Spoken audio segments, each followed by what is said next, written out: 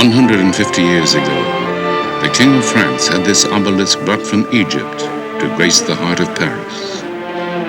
3,000 years earlier, it had been dedicated to the great pharaoh Ramses II with these words: "So long as heaven exists, your monument shall exist, and your name shall endure like the heaven." Through the 30 centuries that the pharaohs ruled Egypt, the people of the Nile created the most glorious monuments the world has ever seen. Among them, the largest place of worship in the ancient world.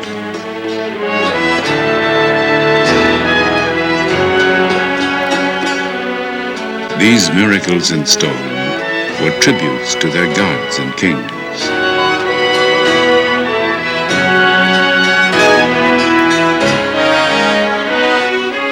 They believed that man, like the sun, could die and be reborn. They constructed elaborate tombs to protect the body and house the soul throughout eternity.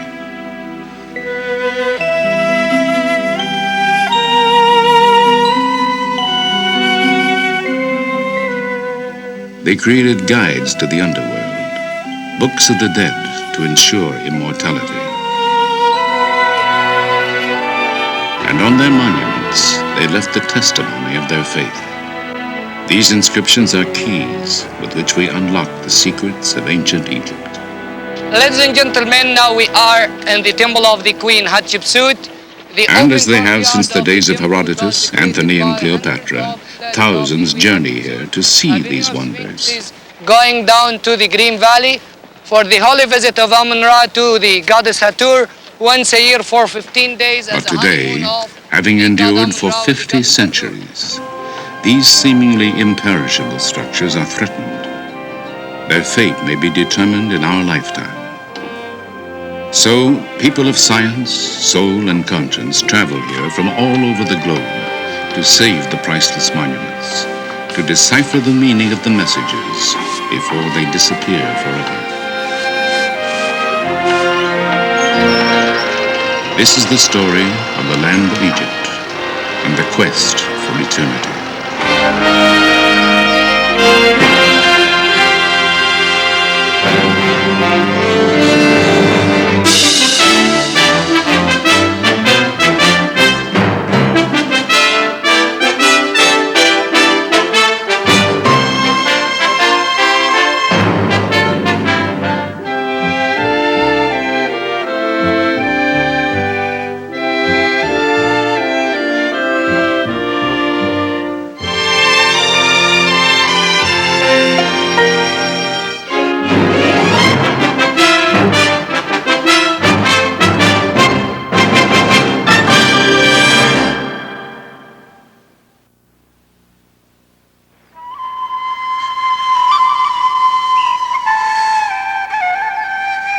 The Nile, flowing through the endless miles of Egypt's desert sands, its precious waters gave birth and breath to one of the greatest civilizations that has ever taken hold on our planet.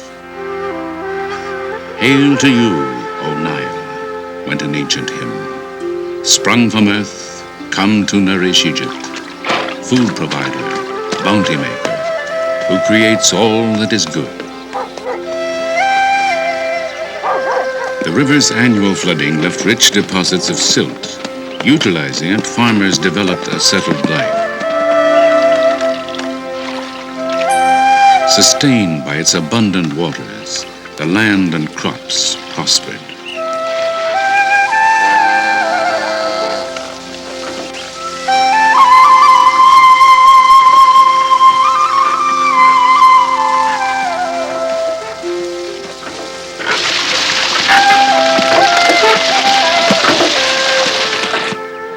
Even mud from the Nile's banks provided the people with material for everything from clay pots to the bricks with which they built their homes.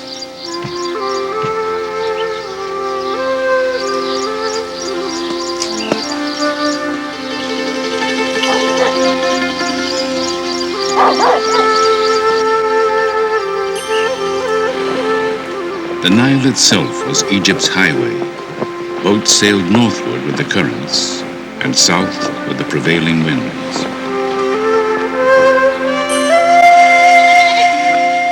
To predict the time when the river would overflow, the ancients developed a calendar. Our own evolved from it. Along the extended oasis of the Nile Valley, a way of life emerged that still endures today, virtually unchanged from the furthest reaches of recorded time.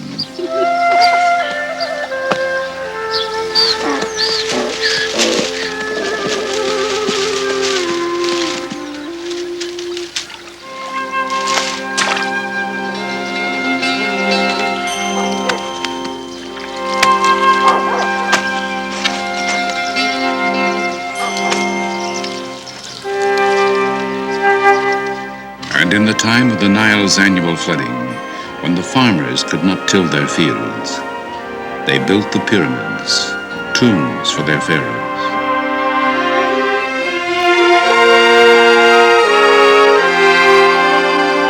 All that remains of the seven wonders of the ancient world, they were stairways to heaven, for to all Egyptians, their religion promised an afterlife. The largest monument ever constructed, the Great Pyramid, contains more than 2 million immense limestone blocks, each weighing over 2 tons. 100,000 men toiled for 20 years without wheel, horse, or iron tools to create it, that their pharaoh might join the sun god and live in eternity. This dedication to gods and kings was to sustain the Egypt of the pharaohs for 3,000 years.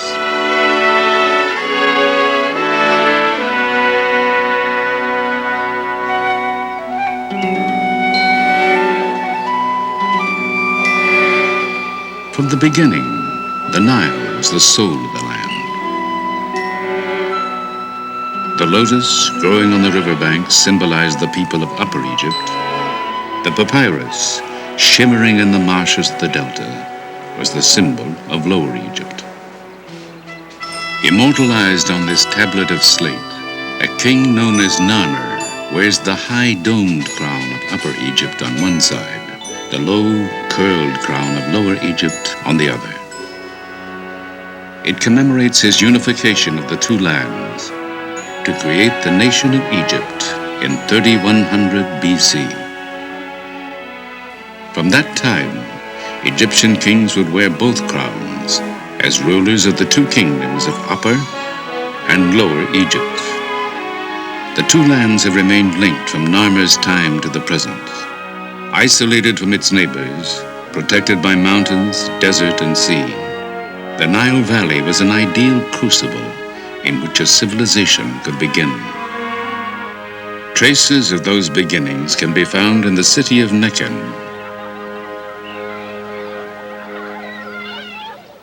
The site, still populated today, holds evidence of habitation stretching back 6,000 years. Yeah. Wait a minute, Meister. So here is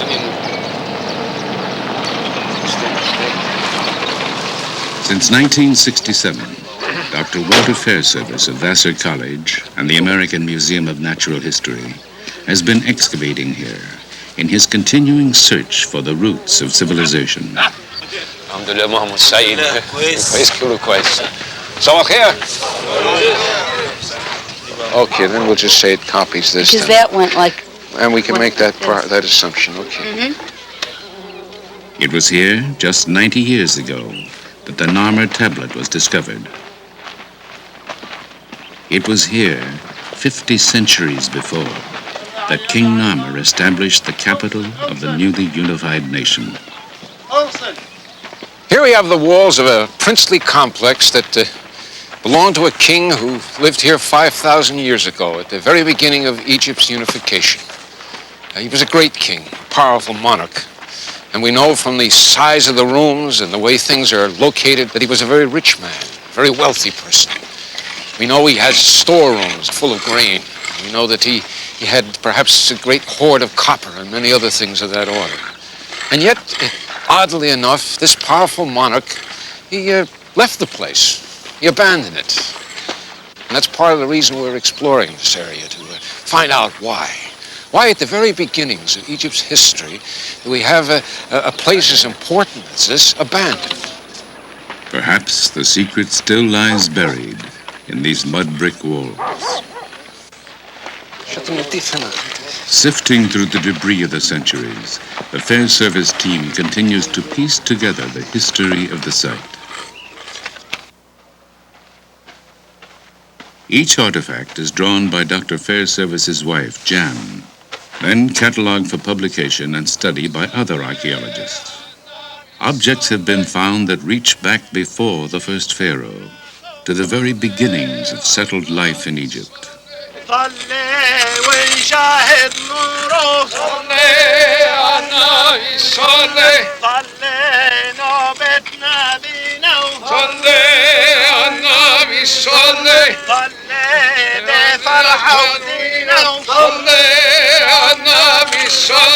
Many threads bind Egyptian prehistory and history, but none is stronger than the belief in immortality.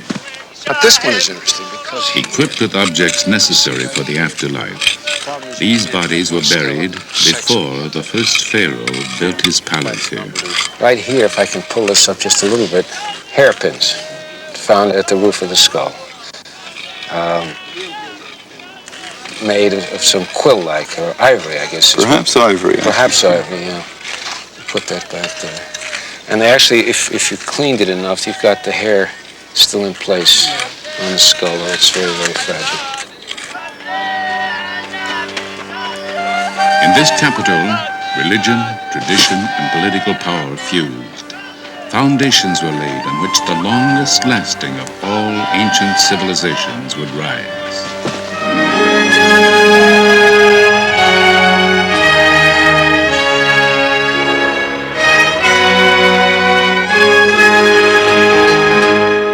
2,000 years later, Egypt's religious capital was Thebes, one of the richest, most powerful cities on earth.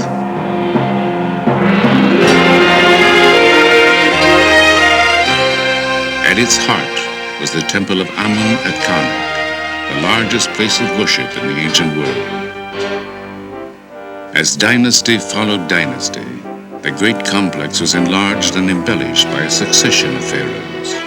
Tutankhamun, whose fabulous tomb treasures dazzled the world. A female pharaoh, Hatshepsut, called the first great woman in history. The heretic Akhenaten, first believer in one god, and Ramses II, the greatest builder of all time.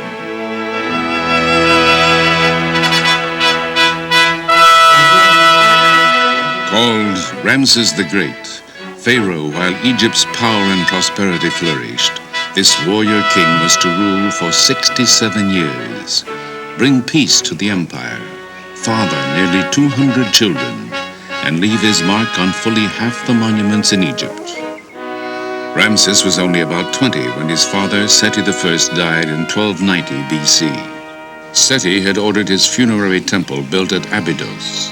One of Ramses' first acts as pharaoh was to travel there to complete it. To all Egyptians, this was the most sacred city on earth.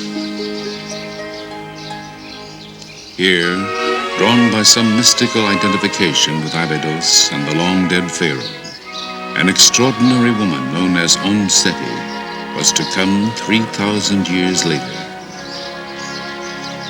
With a group of fellow Egyptologists, she celebrates her 77th birthday. To you. Happy birthday, Seti. Happy birthday to you. Well, thank you very much. Not exactly. You certainly made it a happy birthday. Make a speech. Make a speech. Oh, how lovely. Oh, I am. I'm afraid it was a mass-produced one, but... Never mind, that won't matter.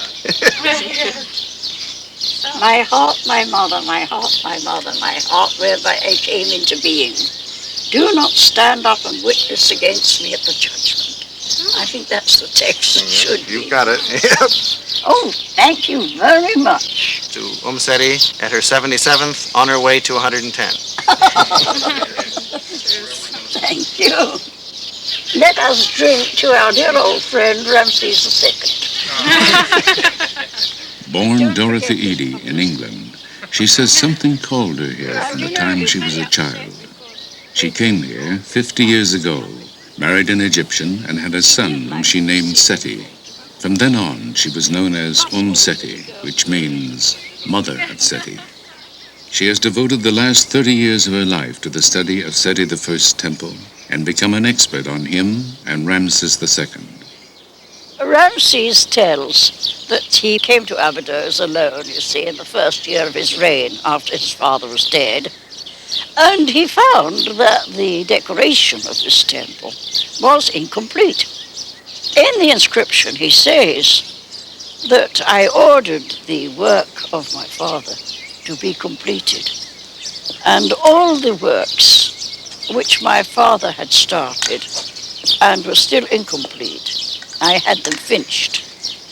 And then he goes on as if he's speaking to the soul of his father, you see, and telling him that all that Seti had wanted to do and died before completing, and all his plans and ambitions, Ramses would complete it. And he said, so long as I am ruling, it will be as though you are still on the throne.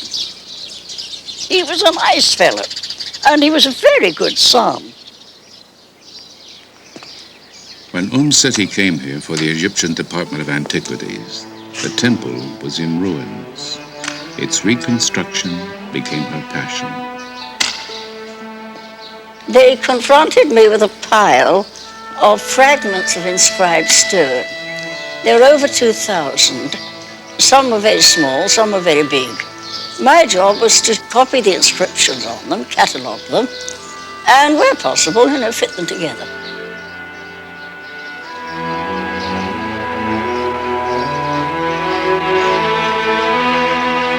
The temple is vibrant with carvings that look as fresh today as when they were painted 3,000 years ago. Its walls tell the first known story of resurrection. Osiris, a mythical ruler, was killed and dismembered by his brother. His wife, the goddess Isis, found the scattered pieces of his body, bound them together, and Osiris arose from the dead. Their son, the falcon-headed god Horus, was to grow to manhood and avenge his father. Anubis, jackal-headed god of embalming, was sent by the sun god to help Osiris live eternally.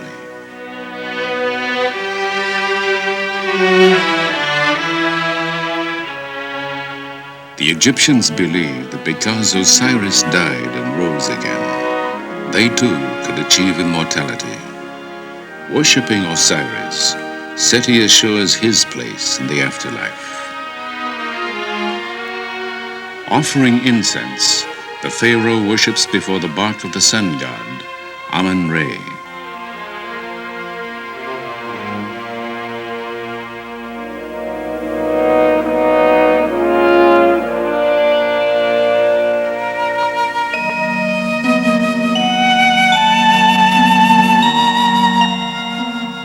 Just as Seti offers bread, ducks, figs, and a pomegranate to Isis, Seti follows the ancient beliefs. Oh yes, every year at the great feast, and again on the birthday of the gods Osiris and Isis, I come here with offerings of wine, bread, and incense. Oh, I love coming here. It's a place I really do feel at home.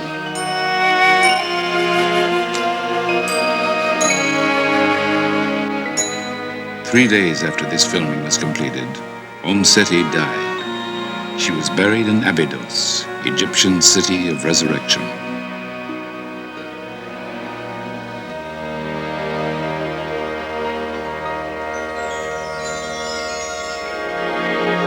In the time of Ramses, the most powerful deity of the living was the sun god, Amun-Re. He was patron of the city of Thebes, located on the Nile between the first capital, Nekhen, and Abydos. On the east bank, where the sun rises, were temples dedicated to the sun god, Karnak and Luxor.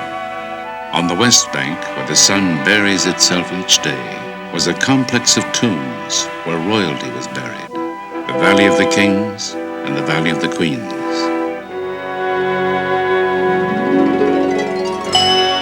The Greek poet Homer was to immortalize Thebes as the city of 100 gates, where 400 heroes with their horses and chariots passed through each of these Greek gates.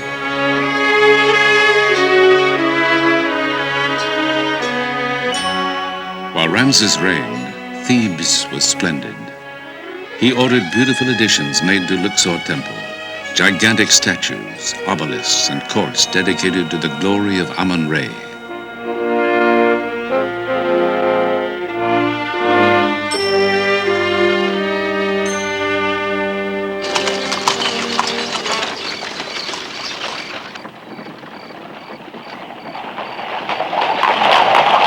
Today, carriages travel its streets with a new generation of worshippers.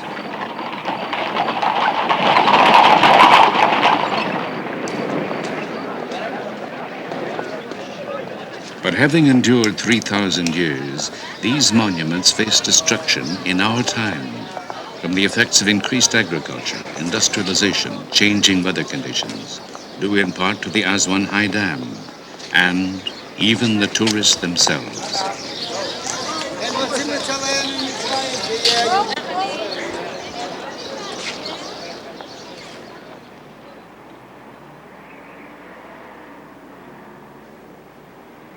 In 1924, in response to the impending crisis, the Oriental Institute at the University of Chicago established a permanent headquarters in Egypt. Called Chicago House, it was founded by Dr. James Henry Breasted, father of American Egyptology, who envisioned making a record of all the endangered monuments of ancient Egypt. Today, Chicago House is under the direction of Dr. Lanny Bell. The scholars of Chicago House have undertaken a monumental labor called the Epigraphic Survey.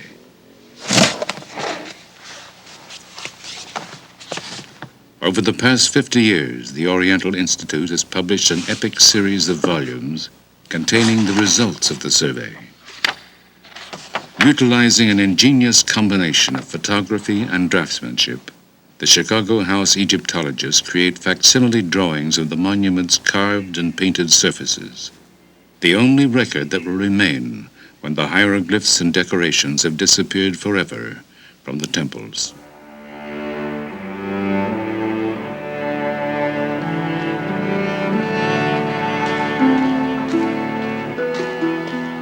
As Pharaoh succeeded Pharaoh, it was common practice for them to alter temples, taking credit for the work of their predecessors. By interpreting successive decorations, the Chicago House team is decoding the history of Luxor Temple. صباح الخير. صباح الخير بيبي. ازيكم؟ أهلا دكتور. كويسين؟ الحمد لله. الحمد لله. سلامات. As the glory of pharaonic Egypt faded, people built houses inside the temple. Their debris buried much of it for 2,000 years. When excavation started 100 years ago, the stone walls were suddenly exposed to the air. Since then, salts leaching out of the stone combine with moisture in the air, creating crystals that slough off, taking the images with them. The salt on the walls makes our work urgent. The reliefs are being dissolved so that within a period of 200 years, the temple will still stand, but all of the decorated surface will have flaked off. When they are gone, we want there to be a record as accurate as humanly possible of the decoration so that scholars will be able to consult our drawings and be sure that the reliability is such that any questions they have about the decoration will be answered in our volumes.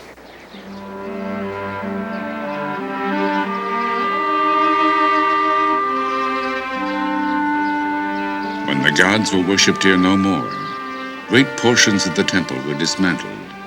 Large blocks were broken into smaller pieces for reuse as building material. Thousands of them have been collected over a 30-year period. Chicago House is conducting a systematic search of the fragments to reconstruct a section called the Lost Colonnade.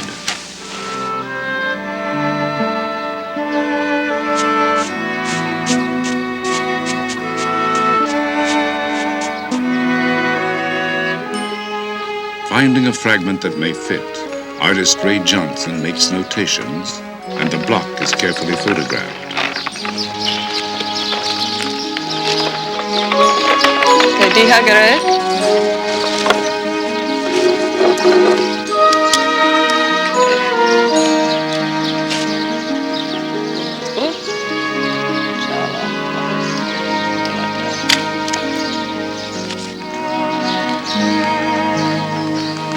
An artist pencils, then inks in the lines of the photograph, making corrections and replacing what time may have removed. In order to assure accuracy, two Egyptologists take the photograph to the block for correction. Over here, there's probably a quail chick, although the edges are broken. Ah. This is the mess, the fox skins, and we can see most of it. Yeah, it looks pretty deliberate. It looks like it was done with a blunt chisel. It's funny that they didn't do the same thing over here with the goose. Seems obvious to me, at least in this light, that you can represent them as two lines. Yeah. So now that I look at it, I think that you have a point. They probably would have connected the lines in paint and plaster anyway. Then the artist fits the photograph into his rendering of the wall. Only the areas within the inked lines have actually been found. But from the salvaged fragments, it is sometimes possible to reconstruct the entire design created by the original artist 3,000 years ago.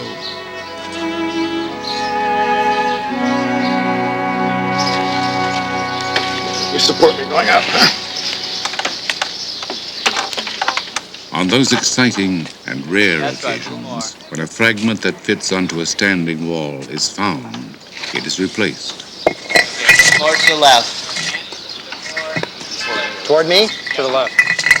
So, piece by piece, the ancient temple of Amun-Re rises again.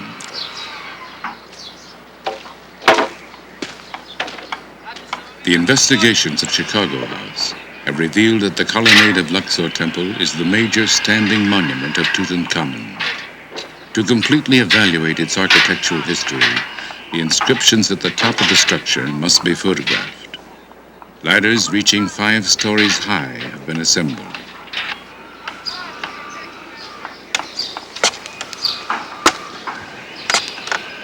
This is the first time in 50 years that anyone has attempted the ascent.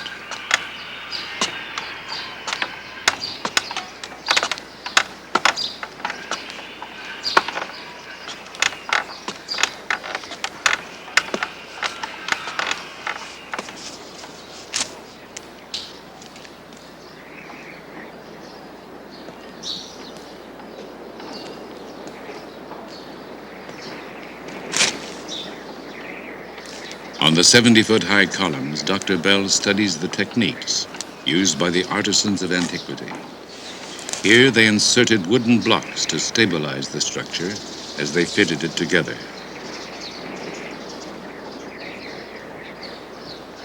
A roof once covered the colonnade, but it fell or was removed sometime before 1600 AD. Fragments of it found on the temple floor have been identified.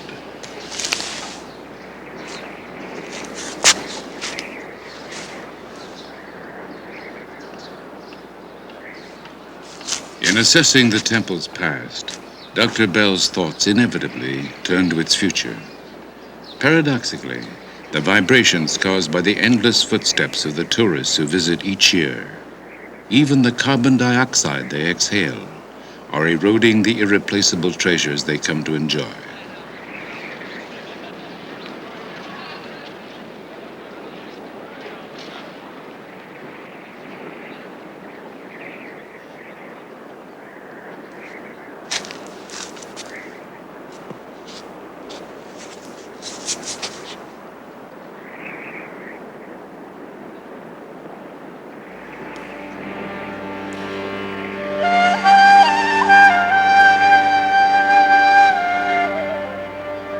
Chicago house studies have revealed that 100 years after Tutankhamun built this structure, Ramses II systematically erased his predecessor's name and replaced it with his own, naively assuming he could deceive the gods and take credit for the colonnade's construction.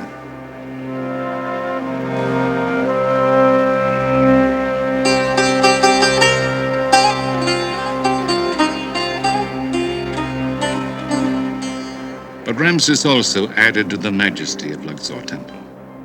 He built a massive entrance, the horizon from which the sun god goes forth. From reliefs, we can reconstruct a dazzling annual festival, the Feast of Opet.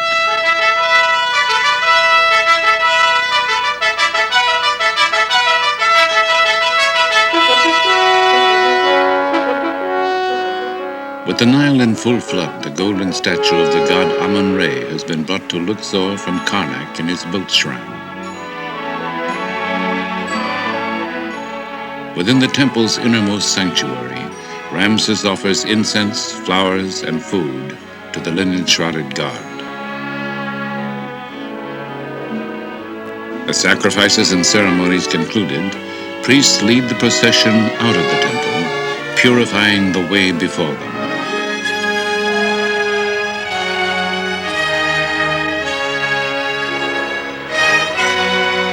Thousands of citizens crowd the waterfront to see musicians, Nubian dancers, soldiers, and priestesses accompany the procession along the Nile.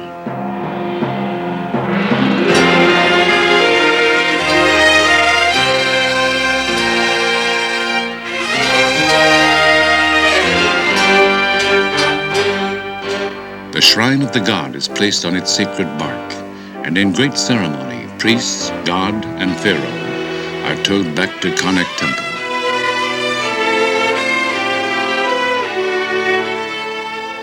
Ramses' favorite queen, Nefertari, and the royal princesses greet the procession as it arrives. Concluding nearly a month of worship and revelry, the royal couple enters the great temple of Amun at Karnak.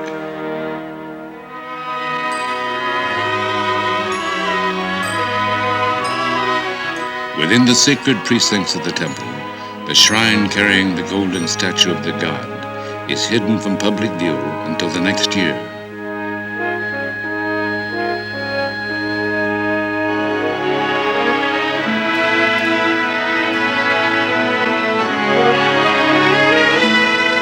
Symbolically renewed and reborn, the divine King Ramses advances toward the innermost reaches of the temple, where no common mortals are allowed to venture. Begun by his father, Seti I, this awesome hall was completed by Ramses. A soaring forest of stone, it is created of 134 pillars, some of them 80 feet high.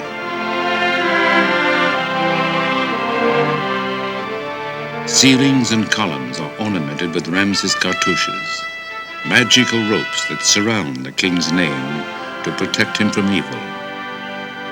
In the hieroglyphs of his name is the message, "It is Re, the sun god, who bore him." From the sun god, the pharaohs drew their right to rule, their divinity, their legitimacy, and crowns. So they constructed this mighty city of God. 100 pharaohs enlarged and embellished it over a period of 2,000 years, a creation that did not cease until the Christian era, that has resumed as modern archaeologists restore this timeless testimony of faith.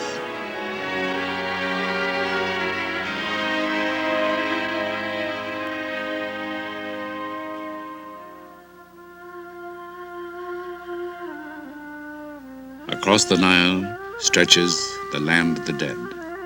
Here, in mystical imitation of the setting sun, the bodies of the deceased were laid to rest, that they might rise again as the sun did each day.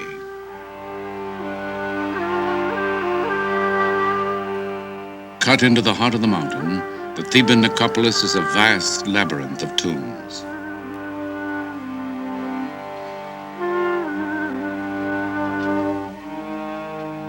Here, Ramses architects built his splendid mortuary temple, the Ramesseum.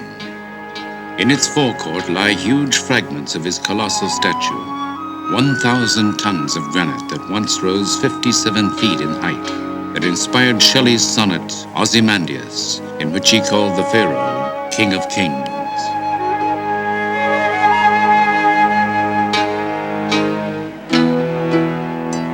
When Ramses died in 1224 BC, the Ramesseum was magnificent. Here, the magic of his name and images would keep him alive forever. This was but a stopping point for the dead king and his funeral procession, the sacred place where offerings would be made to him from this day throughout all time.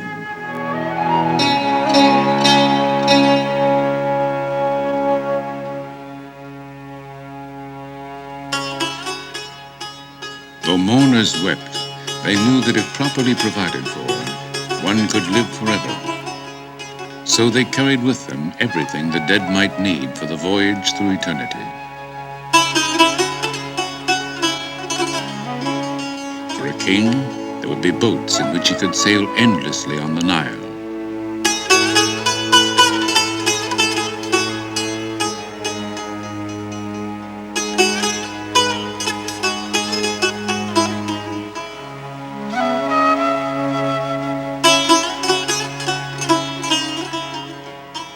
And a throne from which he could continue to reign.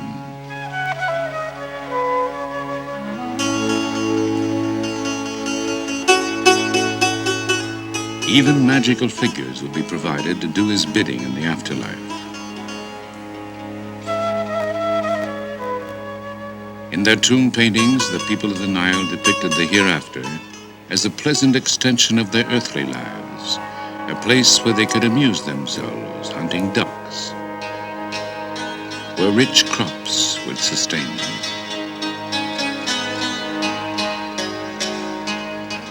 The deceased carried with them books of the dead. They instructed the departed on how to avoid the gods and demons that would attempt to bar their way. Her body, painted with stars, a goddess of the sky, stretches over a reclining god who represents the earth. Between them, a winged form of the sun god sails through the netherworld.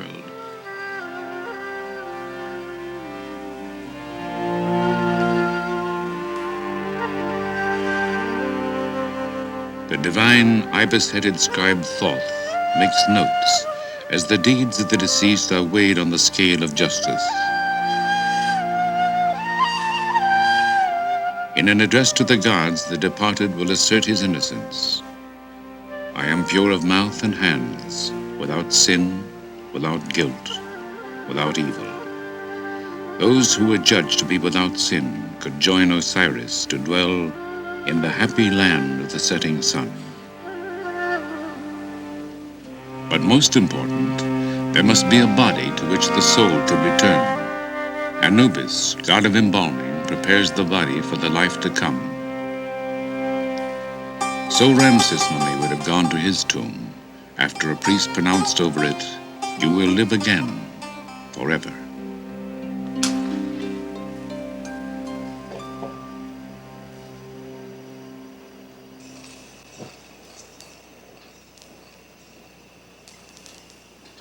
The tomb of Ramses II. In a state of dangerous disrepair, its access is forbidden to almost everyone. But a team headed by Dr. Kent Weeks of the University of California at Berkeley has recently mapped it. In the dynasty following Ramses, the royal tombs were systematically plundered. As a last resort, priests collected the surviving royal mummies and hid them. In 1871, a grave robber found Ramses II where he had lain undisturbed for 3,000 years. Reclaimed by the Egyptian government, the mummy of Ramses now reposes in the Cairo Museum, far from the Valley of the Kings.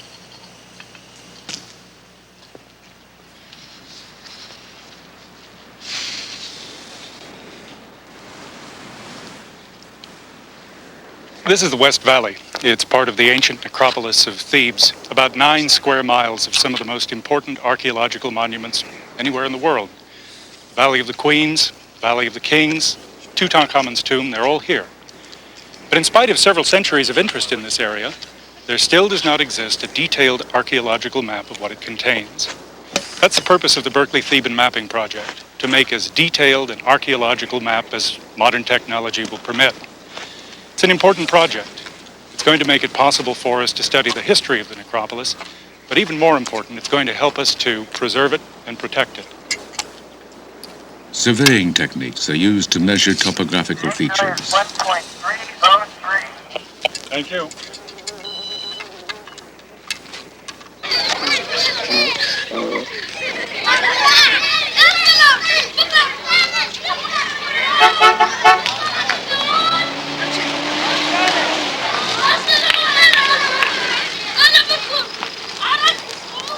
At headquarters in a village below the necropolis, the team reviews its findings. Okay. Can you see Q2 there above the temple at Deir Medina? Aerial photographs are used to plan tomb mapping for the next day in the Valley of the Queens. Right above the temple. Yeah, right there. Okay, that's the first point we'll occupy tomorrow morning. When surface measurements are combined with plans of the tombs, they will create new and revolutionary three-dimensional maps. These will make it easier to find correlations between the geography and the locations of the known tombs, and perhaps enable scientists to find tombs still undiscovered. Let's drop everything here, Dave, and then we can send it on down. Why don't you and Jenny go on down? We'll start passing stuff to you. Dave, why don't you choose what we have to take down, and we'll leave the rest up here. All right. I'll get the lantern. Not you. Ken.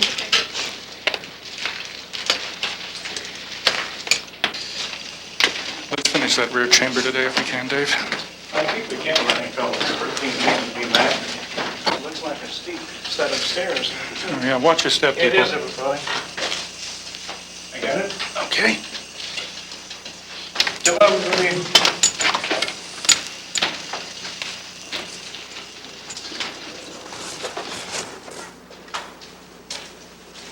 Standard surveying techniques are used to obtain the dimensions of each chamber. Every archaeological detail will be drawn and recorded.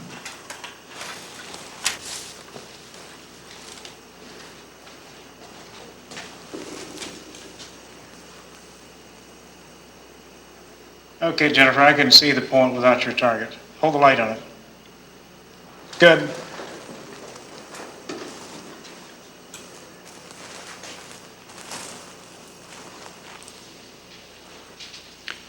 I think that's about it, Kath. Did you get those problems in the back chamber? It was customary to place the tombs of royal children in the Valley of the Queens. This is the tomb of a young prince, son of Ramses III.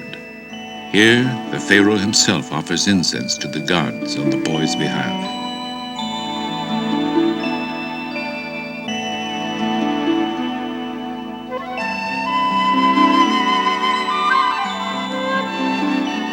In these touching scenes, the pharaoh leads his 9-year-old son into the presence of the divinities of the underworld.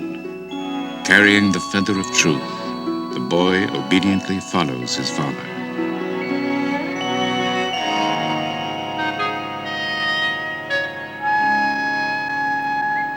طيب يوسف عايزين نشوف المقبرة دلوقتي؟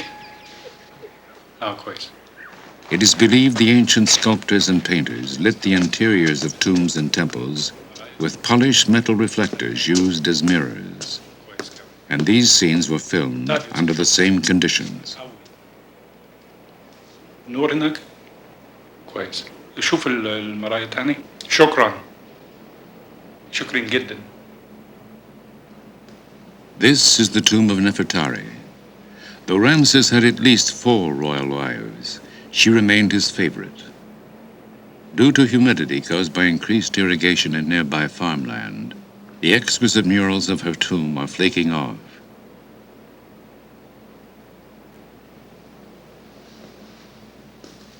Unless scientists can halt the deterioration, These may be the last moments of what was imagined as the endless ages in which Nefertari would live on these walls. This was the woman with whom Ramses believed he would go through eternity, to whom these words were written. The princess, rich in grace, lady of affection, sweet with love, mistress of the two lands, songstress of the beautiful countenance, greatest in the harem of the lord of the palace. All that you say will be done for you. Everything beautiful according to your wish. All your words bring contentment to the face, wherefore men love to hear your voice. These tributes speak to us of love and hope, a people and a civilization that soared brilliantly and then was eclipsed.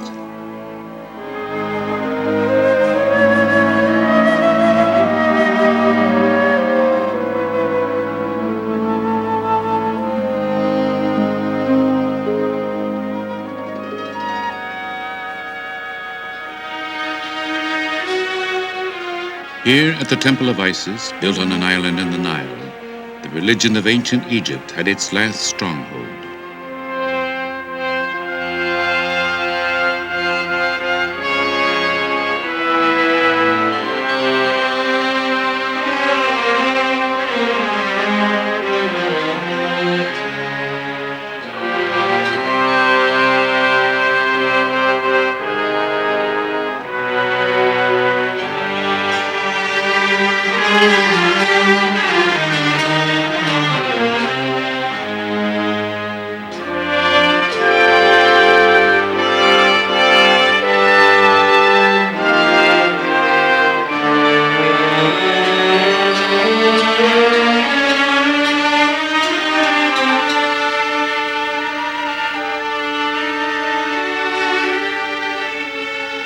After 332 BC, the Greek Ptolemies would reign as the last dynasty of pharaohs.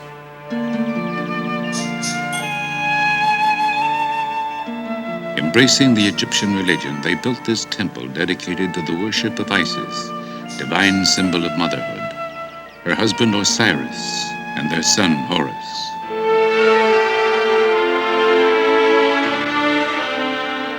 Their stories are told and retold on the temple walls. But the story of another holy family was to sweep over Egypt.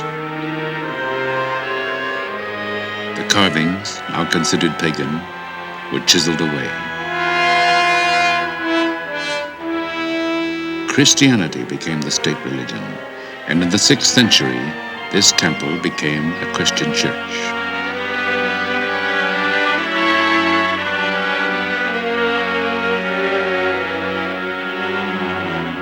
The meaning of the hieroglyphs would be forgotten, the ancient rites forbidden. For 12 centuries, the story of Egypt's ancient civilization would be lost.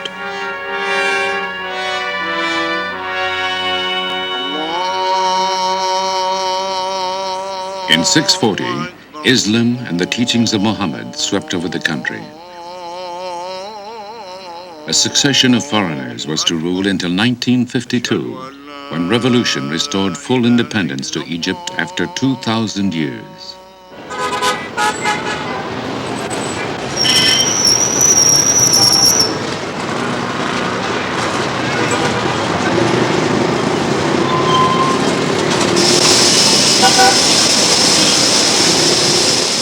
For the first time since the pharaohs, Egypt is again governed by Egyptians.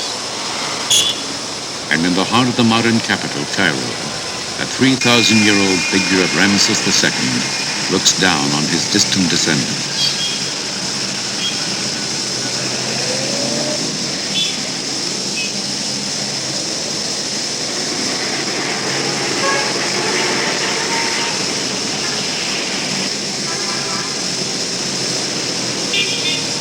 With 9 million souls, Cairo is the African continent's largest city. Vexed by 20th century problems of explosive growth, pollution, economic and political difficulties, Cairo, like Egypt itself, survives through the resilience, humor, and vigor of its people.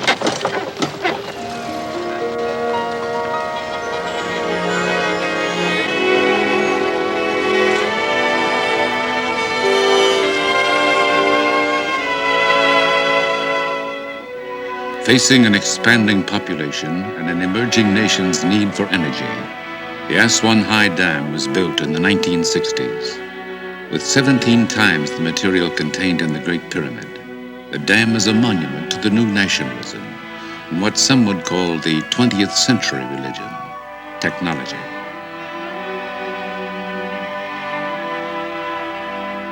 Behind the dam, Nubia was flooded. Much of this ancient land disappeared beneath the rising waters of the Nile.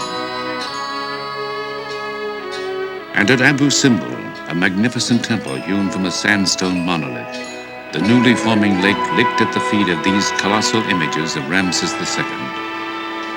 A concerned world realized that the temple would soon be engulfed. How could it, and the temple of Nefertari, which flanked it, be saved?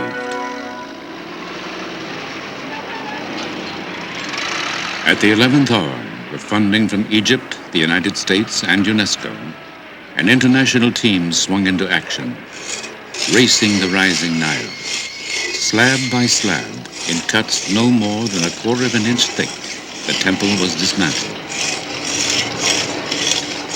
The work continued night and day as workmen cut 190 feet down through the cliff.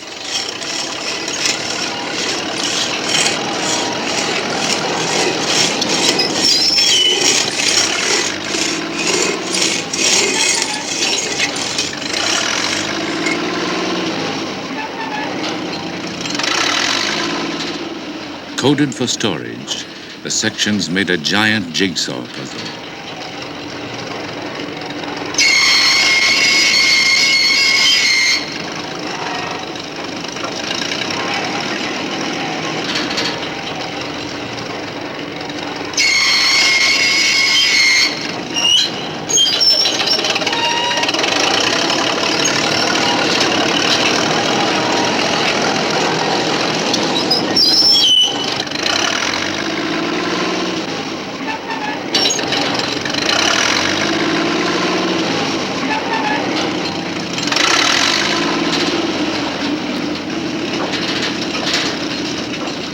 Moved up 200 feet beyond the reach of the Nile, the temple was reassembled.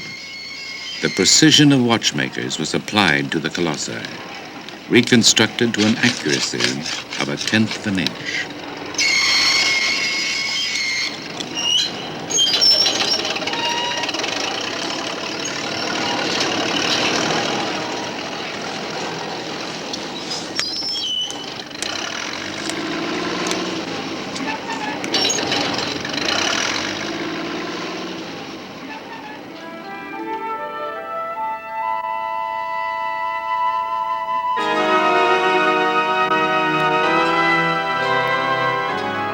Ramses' temple was designed by ancient priest astronomers so that the sun would penetrate deep within to bless a figure of the pharaoh on the jubilee that celebrated 30 years of his reign. In our time, engineers have resituated the temple so that the sun still streams in on the pharaoh on each anniversary of that day, 3,200 years ago.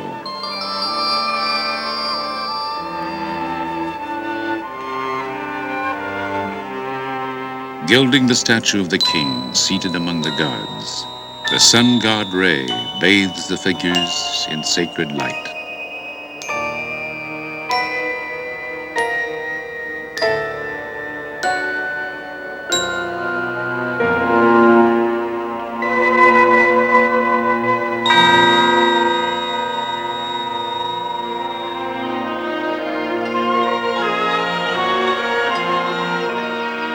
Why have people come here since the days of ancient Greece and Rome? These works are expressions of the quest for the meaning of life itself, a longing for connection with the gods, a need for beauty, a hope for immortality. They are worth knowing and worth saving because the record of the past tells us something of ourselves and hints of our future. Here, Egyptians and travelers alike raise their eyes to Ramses. Speak of him. Remember him as a leader who signed the world's first major peace treaty. It reads, "Beginning with this day, in order to bring about good peace and good brotherhood between us forever, he is in peace with me, and I am in brotherhood with him, and I am in peace with him forever." In the religion of the ancient Egyptians, to speak of the dead is to make them live again. For Ramses, the quest for eternity has been fulfilled.